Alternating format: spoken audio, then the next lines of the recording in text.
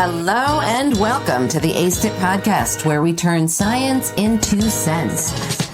This is the lucky 13th season of ACE-IT, and we could not be more proud to deliver the rich scientific content to you in a usable and understandable way. ACE-IT is brought to you via the Justice Community Overdose Innovation Network, or JCOIN. If you're new to ACE-IT, welcome, and check out the prior seasons to begin or continue your learning journey. We are exceptionally grateful for every listener, and we promise we will continue working to help you learn and never let you down. Also, a quick plug for a few other JCOIN features. Did you know that you can get technical assistance for your organization from the experts at JCOIN? And did you know you can apply for small research grants to help fund an innovative study idea? Yep, also through JCOIN. And did you know you can apply to be a JCOIN Leap Scholar or investigator to improve your own skills? Also through JCOIN. If any or all of these exciting offerings sound interesting to you, check out our website, www.jcoinctc.org, and learn about the many JCOIN offerings beyond ACE-IT that may help you learn and grow in ways that improve lives, including your own. With that, I'm honored that you're with us. I'm Danielle Rudes, your host, and this is ACE-IT. Okay, we are almost done with season 13. This is episode 9 on injectable medications, part of season 13 of the ACE-IT podcast. This season is titled Evolving Responses to Opioid Use Disorder and Overdose. In this season, we're examining the shift in prevention, treatment, and recovery strategies in response to the ongoing opioid and overdose crisis in the United States and beyond. From emerging clinical approaches to peer-led efforts, we're highlighting the many ways individuals and systems are adapting to save lives and support recovery. Today, we're exploring one of the most significant developments in the treatment of opioid use disorder and overdose, injectable medications.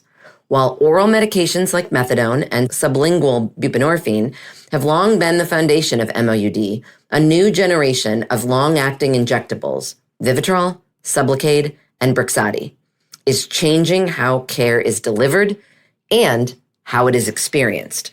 These medications are designed to reduce daily dosing burdens, improve adherence, and minimize risks like misuse or diversion. But they also raise important questions about access, autonomy, and how best to integrate them into both community and carceral settings. The science behind these long-acting formulations reflects a growing recognition that sustained medication delivery can address one of the hardest parts of recovery, staying engaged in treatment. Chronic substance use disrupts the brain's reward circuitry, so consistent therapeutic levels are essential to prevent relapse. Let's go through these medications one by one. Let's start with Vivitrol, the injectable form of naltrexone. Unlike buprenorphine or methadone, Vivitrol is an opioid antagonist. It blocks opioid receptors rather than activating them. Delivered once a month via an injection deep into the muscle, it uses a biodegradable material that slowly releases the drug over several weeks. Lee and Joshi, 2025, reviewed the existing research on Vivitrol and highlighted that a randomized trial with criminal legal participants found that extended-release naltrexone in the form of Vivitrol reduced relapse rates by 21 percentage points and nearly doubled the average time to relapse compared to treatment as usual. Next, Sublocade.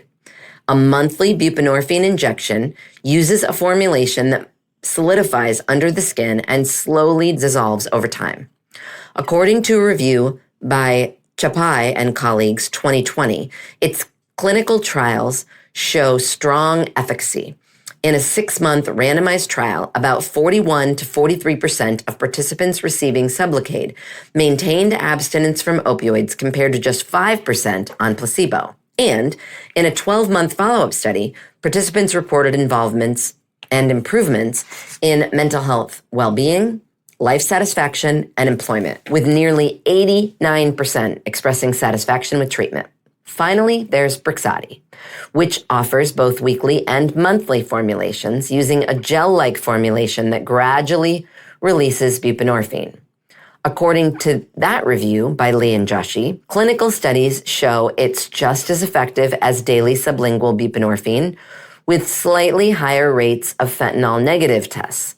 And Chapai and colleagues 2020 review highlights one study that found in a 24-week trial, 35% of participants receiving Vivitrol showed continuous negative urine screens compared to 28% on sublingual therapy. Importantly, patients appreciated the flexibility of weekly or monthly dosing, and long-term studies found most maintained abstinence and tolerated the treatment well, experience only mild injection site reactions. Okay, turning now toward broader picture research findings. Real-world data reflect a steady rise in extended-release buprenorphine prescribing. According to a study by Stopka and colleagues in 2025 in Massachusetts, the number of patients receiving extended-release formulations increased from just 135 in 2018 to over 4,700 in 2023, even as overall buprenorphine prescribed slightly declined. This trend suggests that long-acting formulations are filling an important niche for people seeking stability and reduced clinical visits. And qualitative research also offers insight into how people experience these medications. Flom Ross and Zappini, 2025, reviewed this research and found that many people describe injectable buprenorphine as freeing them from the daily cycle of medication taking, a shift that helps them, quote, live a normal life, unquote, and distance themselves from the identity of being a, quote, drug user, unquote. Patients also highlight practical benefits, more privacy, less stigma, and fewer interruptions to work or travel. Still, researchers like Chapai and colleagues 2020 and Flamross and Zappini 2025 raise concerns about autonomy and coercion, particularly when long-acting medications are perceived as being pushed rather than offered as a choice. All right, so while the benefits appear clear, greater adherence, fewer missed doses, and lower risk of misuse, these medications come with important implementation challenges. For one, cost remains a major barrier. According to Murphy 2024, a 30-day supply of Sublocade or Brixadi averages around $1,250, compared to roughly $36 for methadone tablets and $80 for oral buprenorphine naloxone.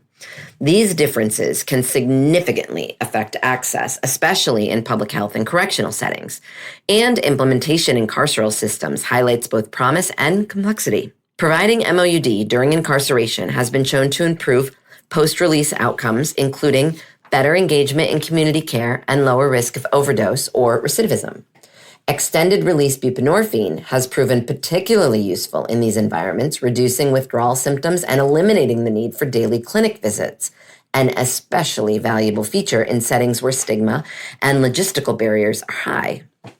Research suggests incarcerated individuals are twice as likely to initiate extended-release buprenorphine as people in the community, pointing to its acceptability and feasibility even in restrictive environments. Finally, among clinicians, enthusiasm is tempered by practical considerations. Lee and Joshi, 2025, found that while long-acting injectables reduce diversion risk and daily supervision needs, some providers remain hesitant due to unfamiliarity with the products, limited infrastructure for administration, and uncertainty about long-term outcomes. Studies indicate that the general practitioners may feel more comfortable prescribing these formulations than sublingual versions, precisely because they are less prone to misuse. But they also worry about injection logistics and unclear drug distribution pathways. Ultimately, these medications represent a trade-off between structure and freedom. On one hand, monthly injections can simplify recovery, reduce stigma, and stabilize treatment.